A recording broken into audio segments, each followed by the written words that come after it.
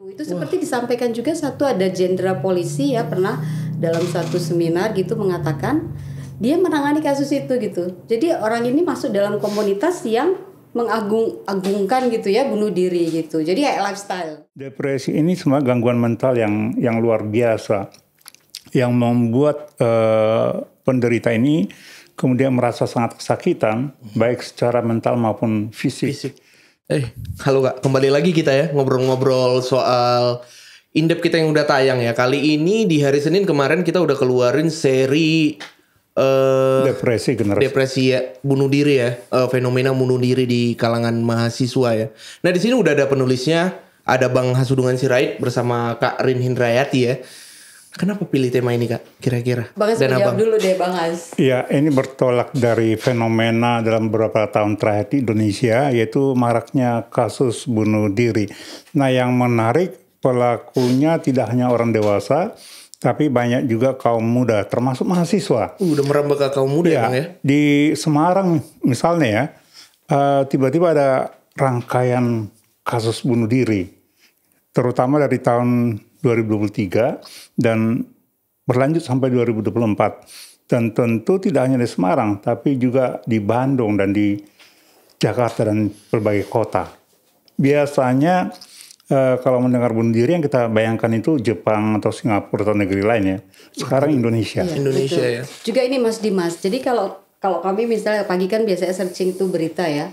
Pas kita lihat kok bunuh diri, besok bunuh diri lagi. Nah yang paling mendekati itu ketika ada info yang anak Telkom. Kami kan punya anak sekolah di Telkom. Di Telkom ya. Ini kok makin mendekat ini ya. Ini udah gak bener ini situasinya. Asal jangan kita juga ikutan gitu ya. Jadi itu sih sebenarnya concern kita bahwa ternyata, dan kalau lihat dari data di tahun 2023 itu memang seperti yang Bang As bilang ya. Ada satu kampus itu ya di Semarang ya. Kok bertubi-tubi gitu. Dan itu gak berhenti di situ. Kemudian di Jakarta, di Surabaya, di Bandung gitu ya. Dan modusnya itu kebanyakan memang gantung diri ya. Gitu. Atau itu ada alasannya. Meloncat dari ketinggian. Dari ketinggian ya. Iya. Berarti kalau minum racun itu belum terlalu ini Kak ya? Di kalangan mahasiswa kayaknya enggak ya. Karena kalau itu juga mungkin bisa meninggal bisa enggak ya kan. Kalau orang mau bunuh diri dan niatnya memang mau bunuh diri, itu biasanya harus mati dalam seketika gitu ya kan.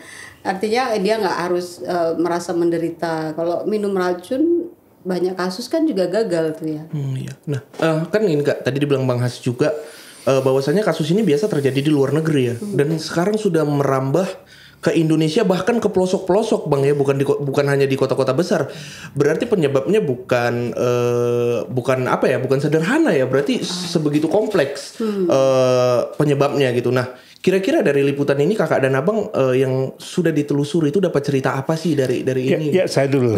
Ya untuk mendalami kasus ini kami butuh waktu yang cukup lama ya. Panjang. Jadi menginterview sejumlah narasumber termasuk kaum muda, siswa, mahasiswa dan juga para ahli. Dalam hal ini adalah psikolog ya, yang kami wawancarai termasuk Rati Ibrahim, seorang psikolog terkemuka dari UI, dan juga Livia Iskandar, dia ini mantan wakil ketua lembaga perlindungan saksi dan korban LPSK ya. Dan juga yang terbaru kemarin itu Dr. Noriu, kepanjangan dari Nova Rianti Yusuf. Nova Rianti Yusuf ya. Yang sekarang menjadi direktur di Rumah Sakit Marzuki Mahdi yang merupakan pusat dari semua rumah sakit jiwa di Indonesia. Keren. Ada 297 rumah sakit yang diampu ya oleh Marzuki Mahdi ini gitu. Dan ini kelihatannya kalau dari latar belakangnya Noriu sendiri kan memang dia sudah tertarik untuk meneliti kasus ini itu sejak masih mahasiswa. Dan ada yang lucu tuh ketika dia memutuskan untuk mengambil jurusan ini, yang dia lakukan adalah pertama ziarah. Ya ziarahnya kemana Bang As?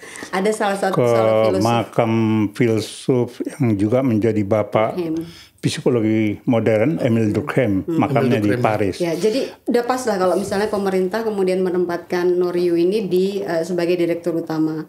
Banyak hal yang dia lakukan. Tentang Durkheim ya, kenapa Dr. Norriu perlu ziarah ke sana? Saya sangat mengerti karena Emil Durkheim ini seorang pakar pertama yang mendalami bunuh diri dengan sangat serius. Dia bikin kajian yang sangat ilmiah. Saking ilmiahnya, psikologi kemudian diakui sebagai ilmu yang saintifik, yang ilmiah. Jadi dia menggunakan data-data statistik, ya, terutama tentang orang Katolik dan Protestan di Prancis di masa itu tahun 1890-an. Bayangkan. Keren ya. Berarti itu jadi motivasi dia lah Bang ya untuk lebih mendalami kasus bunuh diri ini. Nah, dari cerita-cerita yang korban yang bunuh diri ini Kak, ada yang menarik nggak dari situ?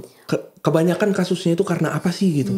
Kita kan penasaran ya, karena sampai ke daerah-daerah loh, kan itu kan berarti ada hal-hal yang mungkin selama ini gak kita pandang sebagai masalah gitu. Ternyata itu adalah sebuah masalah gitu. Sebelum dijawab Kak Ren ya, karena Mas Dimas menyebut daerah, salah satu yang kasusnya banyak tahun lalu itu adalah Gorontalo di Sulawesi.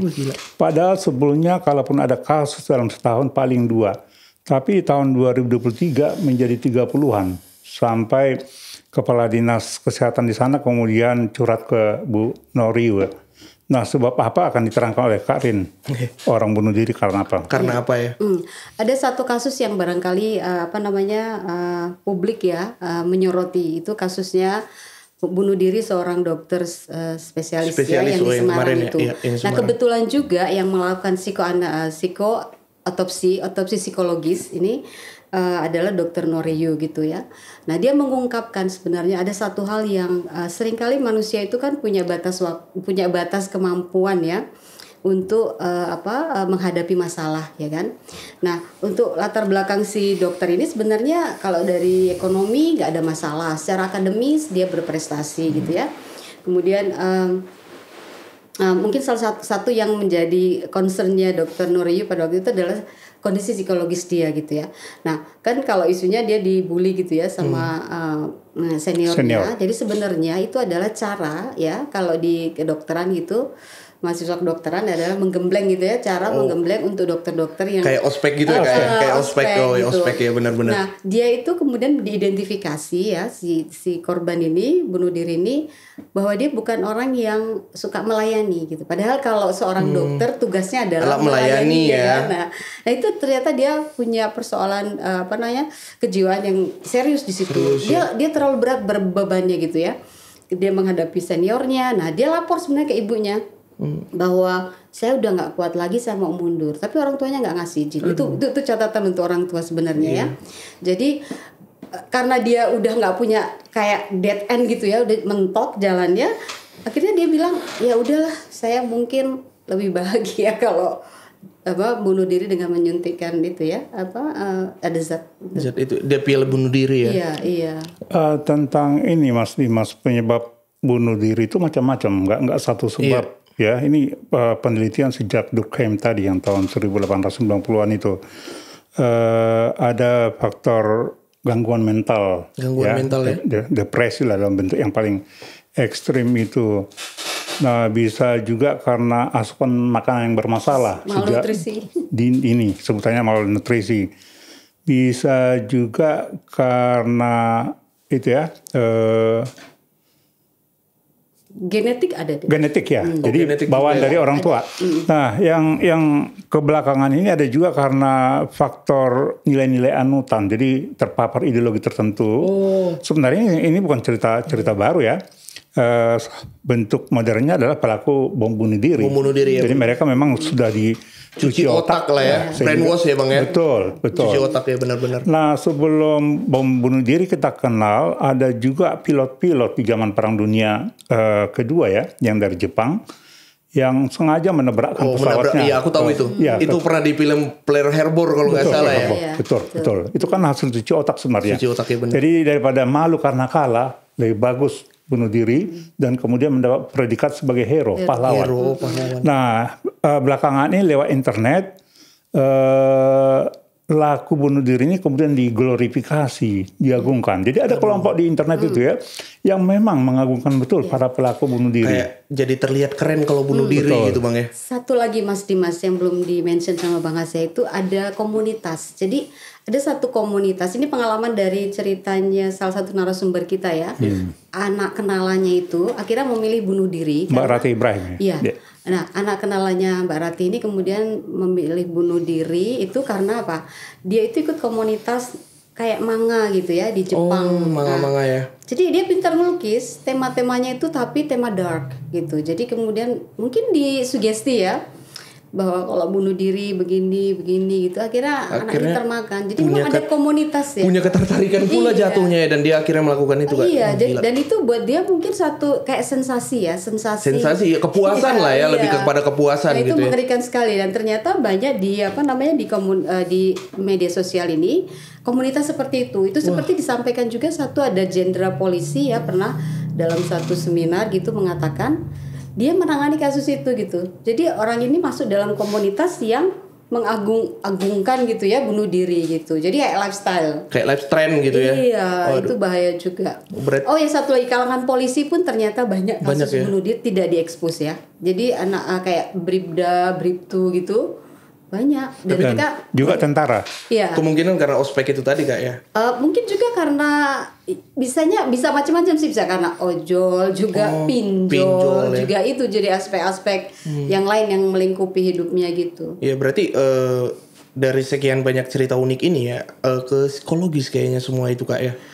Jatuhnya ya. Jadi bisa psikologis, bisa psikiatri. Nah, kalau orang ini sudah agak susah diajak untuk bicara ya, artinya dia udah pola berpikirnya nggak bisa lagi normal, itu artinya dia harus dikasih obat supaya ditenangkan dulu. Oh, ditenangin dulu baru bisa. Ya, kalau terapi psikologis itu untuk orang-orang yang masih tingkat ya depresinya belum terlalu akut. Tapi kalau dia udah udah kayak males mandi gitu ya, terus udah nggak mikir lagi besok mau gimana gitu, itu harus dikasih obat supaya ditenangkan sih sebenarnya. Jadi tadi Mas Dimas saya katakan ada sejumlah faktor yang menjadi trigger dari bunuh diri ya. Iya. Ada faktor genetik, malnutrisi, kemudian sampai yang menjadi tren ya, lifestyle ya, dan ideologi dia. Nah, salah satu penyebab yang paling umum adalah depresi. Depresi ya Bang. Depresi ini semua gangguan mental yang luar biasa, yang membuat penderita ini kemudian merasa sangat kesakitan, baik secara mental maupun fisik. Dia sebenarnya ini menurut literatur yang kami baca ya, yang saya sendiri baca satu buku yang sangat keren, ditulis oleh guru besar psikologi di Irlandia. Dan kemudian menjadi ketua asosiasi psikolog yang mendalami bunuh diri untuk dunia. Iya. Saya lupa namanya. Dia mewawancarai banyak orang dan salah satu yang dilakukan adalah mengumpulkan surat-surat terakhir dari mereka yang suicide itu ya. Jadi intinya adalah penderitaan yang maha berat dan biasanya tidak dimengerti oleh orang lain. Tidak tersalur emosi itu ya Bang ya. Dan biasanya bunuh diri menurut profesor ini akan meninggalkan rasa bersalah pada orang-orang dekat korban. Karena kemudian setelah kejadian baru mereka sadar ya. Menangkap tanda-tanda sebenarnya. Sebenarnya dia ini sudah tidak mampu menahan sesuatu gitu ya. Nah, jadi yang menarik adalah dia katakan di buku itu bahwa sebenarnya bunuh diri ini dimaksudkan untuk meringankan beban orang-orang terdekat. Karena mereka sudah sangat tidak berdaya dan mereka sangat kesakitan dan mereka tidak ingin itu berlanjut dan mereka merasa sebagai beban dari orang terdekat. Jadi untuk mengakhiri beban itu memang pilihan terbaiknya adalah bunuh suicide. diri. Itu temuan si profesor ini. Oh gitu Bang ya. Berarti memang mereka di satu sisi juga nggak mau merepotkan orang lain gitu. Tapi satu sisi mereka sudah tidak sanggup menahan beban ini gitu. Itu penyebab yang paling besar mungkin ya untuk orang melakukan. Ya tentang sebentar depresi Mas supaya nggak lewat ya. Depresi itu kalau udah akut membuat si korban ini merasa tidak berdaya. Iya, kelelahan ya Bang. Lelah yang luar Secara fisik biasa. juga. Ya, tidak hanya pikirannya menjadi lemot, tapi juga untuk bangkit pun dia tidak sanggup. Sehingga untuk cuci muka, jangan mandi, malas. Jadi nggak tahu harus ngapain. Gak ada gairah hidup lagi memang. Betul. Makanya disebut depresi itu silent killer. Silent killer. Iya. Satu hal yang mungkin catatan juga ya Mas Dimas, kayaknya kita kalau melihat bunuh diri ini kayak miliknya orang-orang dengan ekonomi lemah gitu ya. Karena mungkin tadi itu persoalan nggak bisa bayar utang apa segala macam, dan ternyata itu nggak benar juga ya. Di kalangan orang-orang yang berlebih, yang ekonominya sangat berlimpah, itu pun punya anak-anak potensi mengalami itu. Artinya gini, mereka sudah dapat semuanya ya kan. Mau makan siang di Singapura bisa, makan siang mau ambil yang authentic food di Jepang dia bisa bebas, terbang ke ya Jepang. Kan? Tapi justru di situ dia bilang, buat apa lagi hidup ya, nggak ada tantangan hidupnya, udah terlalu enak, dan mereka bisa menikmati semua itu. Nah ternyata hal ini dikeluhkan gitu ya oleh anak-anak yang super kaya ini. Nah contoh yang baik adalah kalau misalnya Mas Dimas tahu anchor namanya Anderson Cooper itu CNN. Iya. Nah dia itu sebenarnya ningratnya New York karena generasi keberapa ya, mungkin itu pendiri kota New York, jadi super kaya. Dia harusnya nggak usah kerja juga bisa, nggak bisa santai menikmati hartanya banyak banget, menikmati hidup aja lah gitu ya. Itu tidak dia lakukan. Tapi dia kemudian menjadi anchor. Waktu dia muda dia pernah jadi wartawan perang. Perang. Yang dia cari adalah tentu bukan ekonomi ya, tapi meaning gitu. Jadi hidup itu meaningful, jadi bermakna gitu. Ya.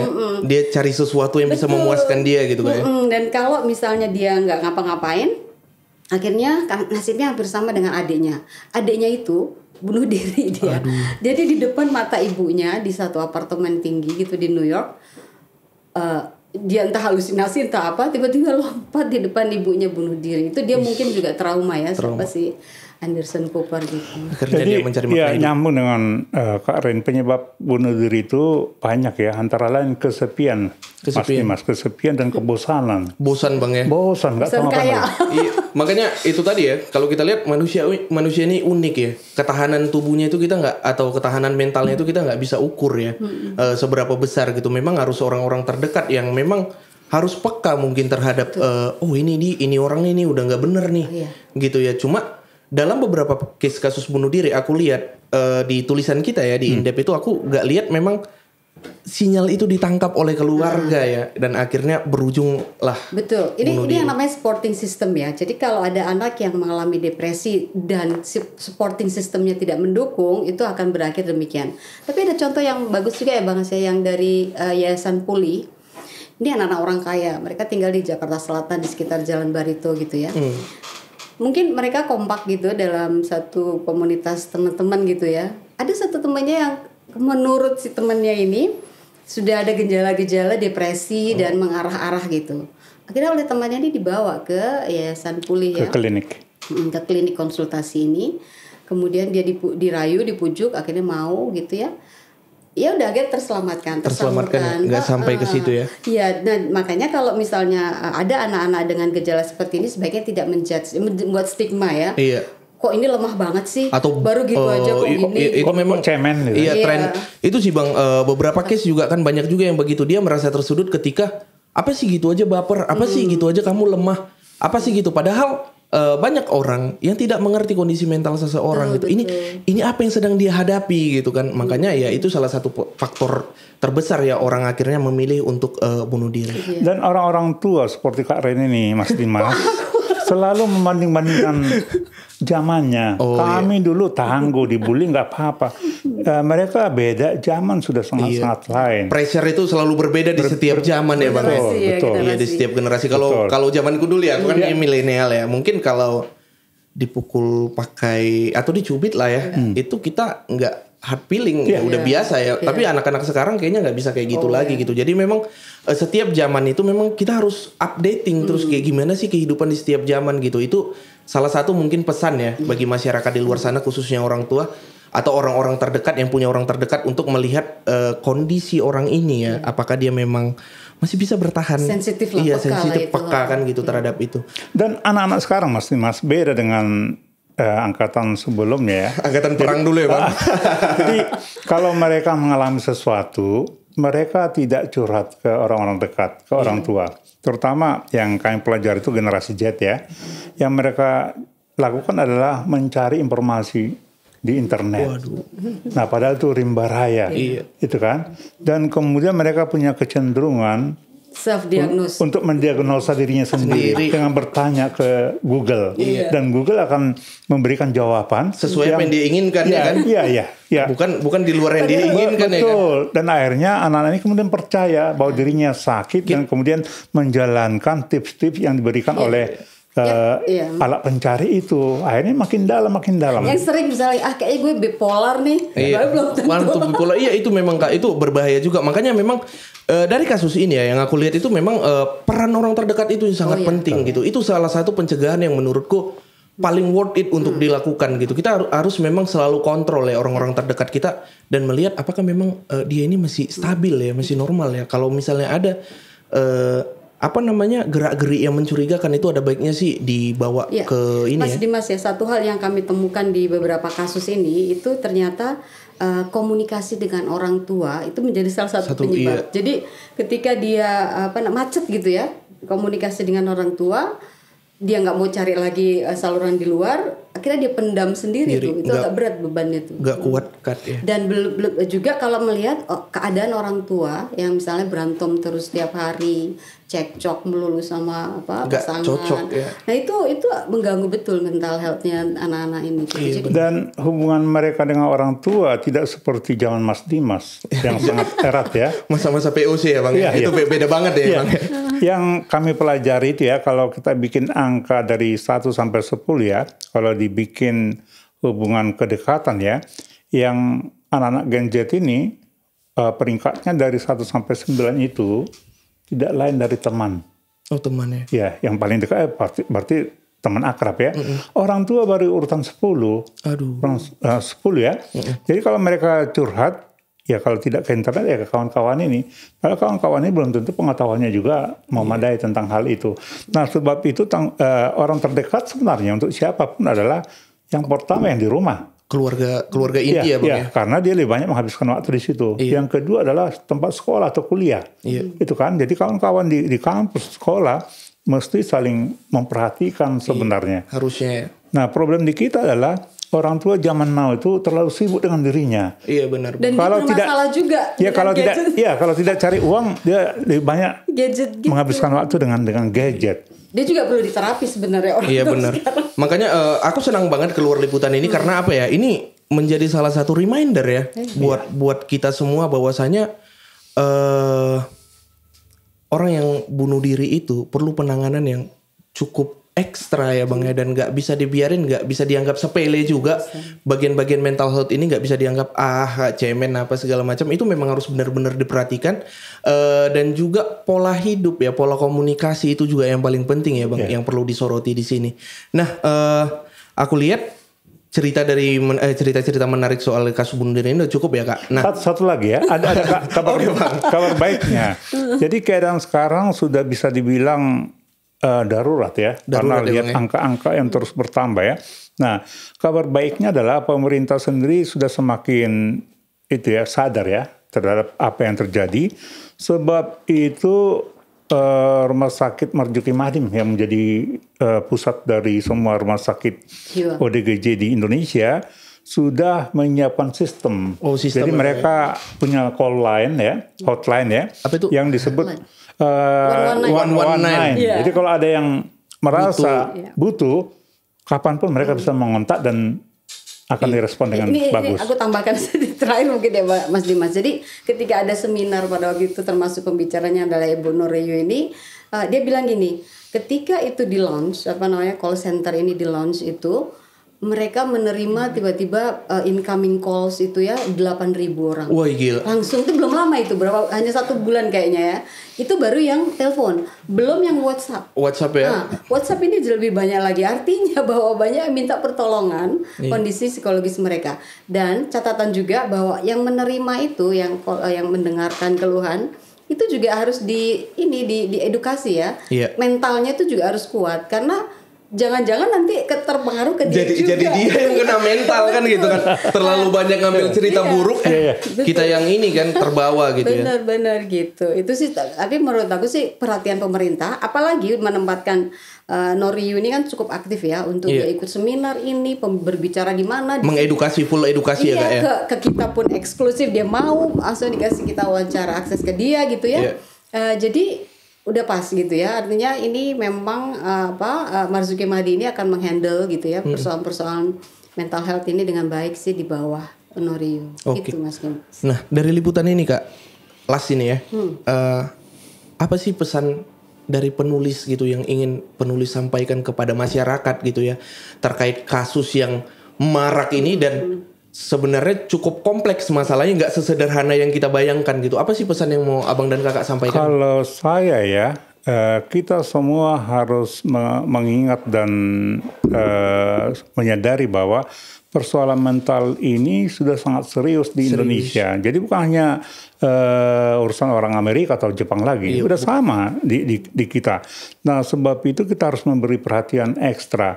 Nah karena orang-orang lebih banyak beririsan dengan rumah dan itu ya tempat bersekolah, menurut saya sejak hari ini rumah tangga itu harus memberi perhatian ke sesama, jadi nggak boleh cuek ya. Komunikasi harus berjalan. Iya, jangan bertindak setelah terlambat yang bisa nanti hanya merata dan menyesal ya. Penyesalan ya. Begitu juga sekolah, mereka harus proaktif dan sebenarnya sudah sangat terlambat, tapi nggak ada kata terlambat ya. Sekolah itu sudah harus memasukkan program kesehatan mental sejak dini. Barangkali sejak kelas 1 SD.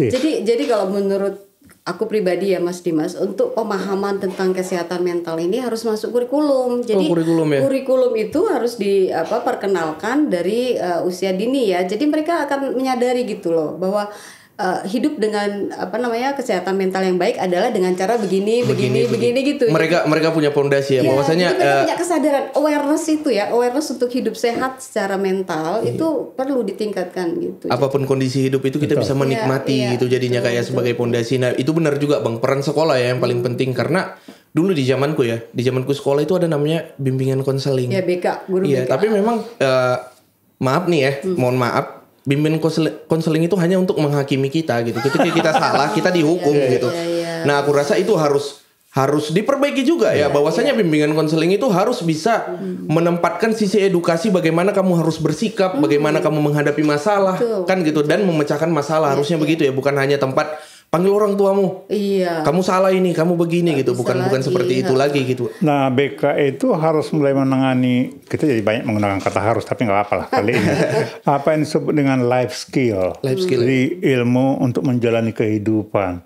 Itu macam-macam itu. Salah satu adalah komunikasi. Iya, komunikasi benar. Jadi kalau kita merasa tidak enak secara batin, kita bisa mengkomunikasikan ke orang lain sehingga orang lain barangkali bisa membantu dan juga berpikir kritis ya dan kalau dia kritis dia tidak akan mengandalkan apa yang ada di internet serta merta. Jadi life skill itu menjadi juga sangat ini wajib. Mas Dimas, image tentang kalau kita konseling ke psikolog itu jangan dianggap juga gila nih orang itu ya. Ini orang gila gitu. Image gitu iya, itu benar. harus dihapus tuh. Nah, bahkan aku sempat mengalami yang kayak gini di 2015 gitu kan. Dan rasanya kedatang ke psikiater itu ya. Itu kayak apa aku udah gila ya gitu. Nah, itu memang stigma-stigma itu masih banyak di masyarakat. Iya. Nah, oke, mungkin perbincangan kita cukup ya, Kakak dan Abang.